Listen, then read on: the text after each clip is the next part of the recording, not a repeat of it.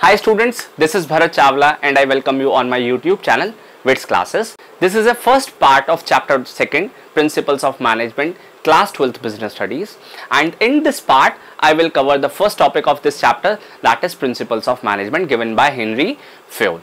So let us start all these principles one by one. So the first principle of management, that is division of work. So as a name suggested, division of work, यानी यहाँ काम को divide कर देना है. So Henry Fayol कहते हैं कि कोई भी ऑर्गेनाइजेशन, चाहे वो सर्विस इंडस्ट्रीज में हो, चाहे वो गुड्स प्रोड्यूस करती हो, सबसे पहले उसको अपने पूरे काम को समझना चाहिए और काम को समझने के बाद उसको छोटे छोटे पार्ट्स, छोटे छोटे जॉब्स और छोटे छोटे मॉड्यूल्स में डिवाइड कर देना चाहिए. और पूरे काम को एक एम्प्लॉय को देने की जगह उस काम को एक एम्प्लॉय को दें और उस एम्प्लॉय को दें जो उस काम को करने के लिए ऑलरेडी स्पेशलाइज्ड है, जिसके पास पहले से उस काम को करने के एक्सपीरियंसेस हैं या उसके पास उस तरह की पहले से डिग्रीज या नॉलेज है. तो जब एक काम एक आदमी लगातार करता रहेगा तो उस काम को करते करते वो और पॉलिश्ड हो जाएगा. अब यहाँ पर वो रिसोर्सेज को भी वेस्ट कम करेगा. तो इसका फायदा क्या है? जब एक एम्प्लॉय एक ही काम को रेगुलरली परफॉर्म करेगा, रिपीटेडली परफॉर्म करेगा, तो उस काम को करते करते वो और स्पेशलाइज्ड हो जाएगा. यहाँ वो कंपनी के रिसोर्सेज को भी कम कंज्यूम करेगा और कम टाइम में उस काम को कंप्लीट कर देगा. Second principle of management is authority and responsibility. Authority means power to take decisions and responsibility means obligation to perform a task. यानी जब भी हम अपने एम्प्लॉय को कोई रिस्पॉन्सिबिलिटी दें तो हम उसको साथ साथ थोड़ी बहुत अथॉरिटी भी दें, रिस्पॉन्सिबिलिटी से मैच करती हुई. तो यहाँ पर हेनरी फ्योल ये चाहते हैं कि जब भी हम किसी एम्प्लॉय को कोई रिस्पॉन्सिबिलिटी दे रहे हैं तो रिस्पॉन्सिबिलिटी के साथ साथ थोड़ी सी उसको अथॉरिटी भी दें, उस रिस्पॉन्सिबिलिटी से मैच करती हुई. अगर एक एम्प्लॉय के पास सिर्फ रिस्पॉन्सिबिलिटी होगी और अथॉरिटी नहीं होगी तो वो उस टास्क को अच्छे से परफॉर्म नहीं कर पाएगा. तो यहाँ हेनरी फ्योल कह रहे हैं कि authority and responsibility should go hand in hand. तो एक एग्जांपल से समझते हैं. तो मान लीजिए कि आपने अपने एम्प्लॉय को 30 यूनिट्स प्रोड्यूस करने का टास्क दिया है. तो साथ साथ जब आप उसको ये रिस्पॉन्सिबिलिटी दे रहे हैं 30 यूनिट्स को प्रोड्यूस करने की, तो उसको 30 यूनिट्स का रॉ मटेरियल स्टोर से एक्वायर करने की अथॉरिटी भी होनी चाहिए. अगर उसके पास अथॉरिटी नहीं है और सिर्फ रिस्पॉन्सिबिलिटी है गुड्स को प्रोड्यूस करने की, तो वो टाइम पर गुड्स को प्रोड्यूस नहीं कर पाएगा. Third principal is discipline. तो डिसिप्लिन का मतलब यहाँ मेयरली रूल्स एंड रेगुलेशंस नहीं है. इसका मतलब यह है कि जब भी कोई ऑर्गेनाइजेशन में एम्प्लॉय और एम्प्लॉयर कॉन्ट्रैक्ट करें, कोई अग्रीमेंट करें, कोई प्रॉमिसेस करें, तो दोनों पक्षों को, एम्प्लॉय और एम्प्लॉयर दोनों को अपने कॉन्ट्रैक्ट्स को ओबे करना चाहिए, अपने कमिटमेंट्स और प्रॉमिसेस को ऑनर करना चाहिए. मतलब कोई ऐसा ना हो कि ऑर्गेनाइजेशन तो अपनी तरफ से सारे प्रॉमिसेस पे कर रही है, फुलफिल कर रही है और एम्प्लॉय नहीं कर रहा. Similarly at the other hand कि एम्प्लॉयज तो अपनी तरफ से सारे प्रॉमिसेस, सारे कमिटमेंट्स को पूरा कर रहा है, लेकिन ऑर्गेनाइजेशन उसको पूरा नहीं कर रही. तो एक एग्जाम्पल से समझते हैं. तो जस्ट इन केस एक ऑर्गेनाइजेशन है जो थोड़ा डाउनफॉल में चल रही है, लॉस में चल रही है. तो उस ऑर्गेनाइजेशन ने अपने एम्प्लॉयज़ को मीटिंग में बुलाया और अपने एम्प्लॉयज़ से कहा कि देखिए अभी हम थोड़ा लॉस में चल रहे हैं, तो अभी हम आपकी सैलरी इंक्रीज नहीं कर पाएंगे और मे भी हो सकता है कि हम आपको टाइम पर सैलरी दे भी ना पाएँ. लेकिन अगर आप ऑर्गेनाइजेशन में बहुत मेहनत से काम करेंगे और अगर हमें पुरानी वाली प्रेस्टीज वापस मिल जाती है तो हम आपका पुराना जो पेंडिंग पैसा है, जो अगर रुक जाता है किसी वजह से, तो वो हम आपका टाइम टू टाइम पे कर देंगे. तो ऑर्गेनाइजेशन में एम्प्लॉयज़ ने बहुत मन से दिन रात ओवर टाइम करके काम किया और ऑर्गेनाइजेशन को धीरे धीरे पुरानी पोजीशन पर ले आए. ऑर्गेनाइजेशन रिवाइव कर गई. अब रिवाइव करते ही ऑर्गेनाइजेशन को प्रॉफिट हुए. अब ऑर्गेनाइजेशन ने एम्प्लॉयज़ को उनकी सैलरीज तो दे दी, लेकिन उनको ओवर टाइम का पैसा नहीं दिया. तो यहाँ पर हुआ क्या कि ऑर्गेनाइजेशन ने अपने प्रॉमिस को तोड़ दिया. तो डिसिप्लिन का मतलब कि जब भी उनके बीच में कोई प्रॉमिसेस, कमिटमेंट हो, तो वो एक दूसरे को पे. Fourth principle of management is unity of command. कि an employee should receive order from one boss only at the same time. If an employee receive order from more than one boss at the same time, he may get confused to whom order to follow first. यानी एक employee को एक समय पर एक ही boss से order मिलना चाहिए. अगर एक एम्प्लॉय को एक ही समय पर एक से ज्यादा बॉसेस से ऑर्डर मिलता है तो उसको थोड़ा कंफ्यूजन हो जाएगी, डाउट हो जाएगी कि किसके ऑर्डर को वो पहले पूरा करे. ठीक है, इसको एक एग्जाम्पल से समझते हैं. चलिए मैं अपनी लाइफ का एक एग्जाम्पल आपको बताता हूँ. ये काफी पुराना एग्जाम्पल है. अभी सेशन नया स्टार्ट हुआ था तो क्लास 12th में थोड़ा कम बच्चे आ रहे थे. तो सुबह फर्स्ट पीरियड मेरा ही था बिजनेस स्टडीज का.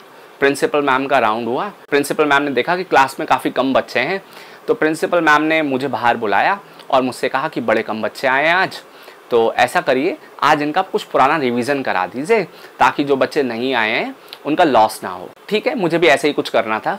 अब थोड़ी देर बाद वहाँ पर HM मैम यानी हेड मिस्ट्रेस मैम का राउंड हुआ। अब हेड मिस्ट्रेस मैम ने मुझे बाहर बुलाया और मुझसे कहते हैं mister Bharat very less student. तो मैंने कहा यस मैम। तो फिर उन्होंने मुझसे कहा कि आज बच्चे बहुत कम आए हैं, आप ऐसा करिए कुछ नया टॉपिक पढ़ा दीजिए, कुछ आगे का पढ़ा दीजिए ताकि जो बच्चे नहीं आए हैं उनका लॉस हो जाए। तब आप देखिए कि एक ही समय पर 2 बॉसेस से मुझे डिफरेंट जॉनर्स के इंस्ट्रक्शंस रिसीव हुए। अब ऐसे किसी एक एम्प्लॉय को जब 2 बॉसेस से डिफरेंट एंगल के इंस्ट्रक्शंस रिसीव होते हैं तो उसको थोड़ा कंफ्यूजन और डाउट हो जाता है कि कौन से ऑर्डर को वो पहले फुलफिल करेगा। Next principle is unity of direction. अब यूनिटी ऑफ डायरेक्शन का मतलब क्या होता है? देखिए, जब एक ऑर्गेनाइजेशन मल्टीपल प्रोडक्ट्स को प्रोड्यूस करती है या उसमें मल्टीपल डिपार्टमेंट्स होते हैं तो ऑर्गेनाइजेशन को चाहिए कि हर डिपार्टमेंट के सेपरेट इंडिविजुअल बॉसेस हों और उनके इंडिविजुअल प्लान्स हो। सिमिलरली अगर वो मल्टी प्रोडक्ट्स प्रोड्यूस करती है तो हर डिपार्टमेंट के इंडिविजुअल बॉसेस हों और उसके इंडिविजुअल प्लान्स हो। अगर इंडिविजुअल बॉसेस और इंडिविजुअल प्लान्स होंगे तो सारे डिपार्टमेंट्स को उनके गोल क्लियर होंगे कि उनको किस डायरेक्शन में काम करना है और इससे उनको कोई कंफ्यूजन या क्योस नहीं होगा। चलो इसको भी एक स्कूल के एग्जाम्पल से समझते हैं। देखो, हम ये सब जानते हैं कि स्कूल के अंदर pre primary wing, primary wing और सीनियर विंग, लगभग ऐसा ही हर स्कूल्स में डिवीजन होता है। अब प्री प्राइमरी विंग के अलग ऑब्जेक्टिव्स होते हैं, प्राइमरी विंग के अलग ऑब्जेक्टिव होते हैं और सीनियर विंग्स के अलग ऑब्जेक्टिव होते हैं। तो मान लीजिए कि तीनों विंग्स का एक ही हेड हो जाए और एक ही प्लान हो, तो क्या ये पॉसिबल है कि जो प्लान्स प्री प्राइमरी विंग के बच्चों के लिए बनाए गए हो वही सेम प्लान सीनियर विंग के बच्चों के साथ भी चल जाए? मुश्किल हो जाएगा। तो सिमिलरली ऑर्गेनाइजेशन में भी मल्टीपल प्रोडक्ट्स या मल्टीपल डिपार्टमेंट्स होते हैं। हर डिपार्टमेंट के एक सेपरेट इंडिविजुअल बॉसेस होने चाहिए और उनके इंडिविजुअल प्लान्स होने चाहिए। Next point is subordination of individual interest to general interest. देखिए, एक ऑर्गेनाइजेशन में 2 डिपार्टमेंट होते हैं, एक होता है एम्प्लॉय और एक होता है एम्प्लॉयर। ठीक है, एम्प्लॉयज़ के कुछ अपने सर्टेन इंटरेस्ट होते हैं और एम्प्लॉयर के कुछ अपने सर्टेन इंटरेस्ट होते हैं। तो मैनेजमेंट को चाहिए कि वो ऑर्गेनाइजेशन के इंटरेस्ट को पहले priority they instead of employees interest. अगर आप ऑर्गेनाइजेशन के इंटरेस्ट को ध्यान ना देते हुए, अगर एक मैनेजर ऑर्गेनाइजेशन के इंटरेस्ट को कम ध्यान दे रहा है और एम्प्लॉयज़ के इंटरेस्ट को ज़्यादा ध्यान दे रहा है तो ऑर्गेनाइजेशंस को डेफिनेटली कोई ना कोई लॉस होगा। तो ऑर्गेनाइजेशन में वो क्या करे, पहले ऑर्गेनाइजेशन के इंटरेस्ट पर ध्यान दे और बाद में एम्प्लॉयज़ के इंटरेस्ट पर ध्यान दे। ठीक है, 2 एग्जाम्पल समझते हैं इसमें। अब देखिए, सबसे पहला एग्जाम्पल ये है कि कोई एक प्रोडक्शन मैनेजर है मिस्टर खन्ना।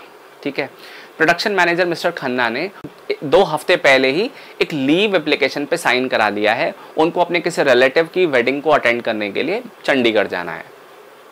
ठीक है, जैसे ही वो मैरिज के दिन आ रहे थे, ऑर्गेनाइजेशन को पता चला कि कहीं से कोई बाहर से डेलीगेट्स आ रहे हैं ऑर्गेनाइजेशन को विजिट करने के लिए।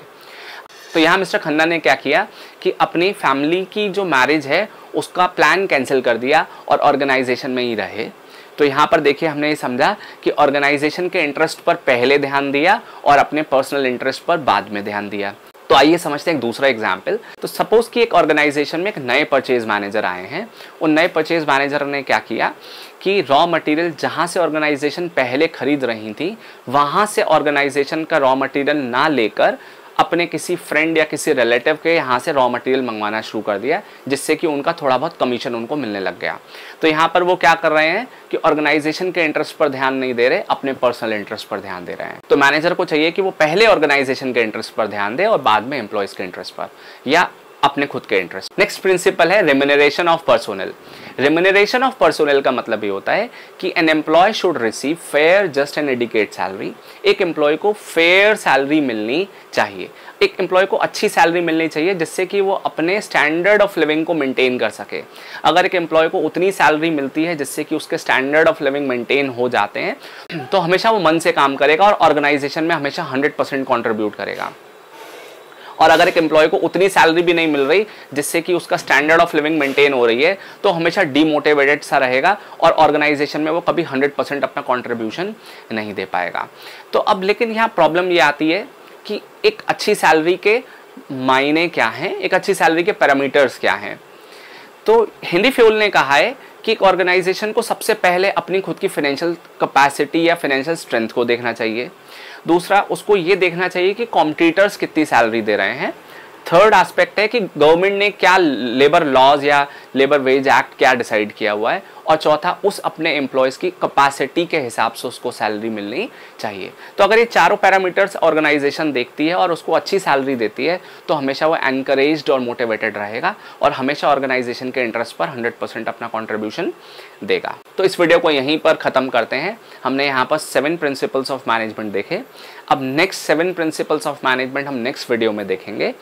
तो अगर आपको ये वीडियो पसंद आई है तो give it a thumbs up और मुझे कमेंट करके बताइए कि मैं इस वीडियो को और कैसे इम्प्रूव कर सकता हूँ। तो मिलते हैं नेक्स्ट वीडियो में।